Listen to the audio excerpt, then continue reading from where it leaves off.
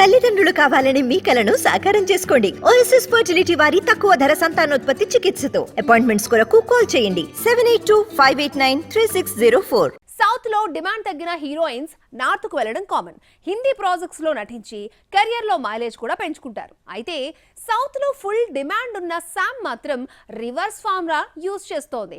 తెలుగు సినిమాలొద్దు, హిందీ సినిమాలే ముద్దు అంటూ కొత్త స్లోగన్ ని షురూ చేసింది. సమంత టాలీవుడ్ లో చివరిగా నటించిన మూవీ ఖుషి. లాస్ట్ ఇయర్ వచ్చిన ఈ ప్రాజెక్ట్ బాక్సాఫీస్ వద్ద పర్వాలేదనిపించింది. ఈ సినిమా తర్వాత మరే ఇతర తెలుగు ప్రాజెక్టుకి శామ్ సైన్ చేయలేదు.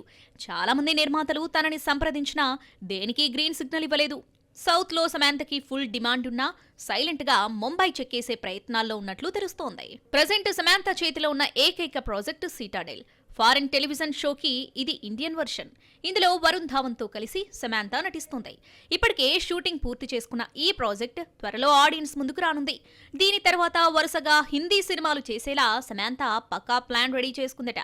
ప్రజెంట్ నార్త్ మేకర్స్ తో టచ్ లో ఉన్న శామ్ ముంబైలో ఉండేందుకు ఓ మంచి హౌస్ ని సెర్చ్ చేస్తుంది.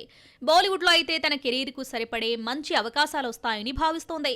మొత్తానికి సౌత్ లో స్టార్డమ్ ఎంజాయ్ చేసిన శామ్ నార్త్ లో ఎంతవరకు సక్సెస్ అవుతుందో చూడాలి.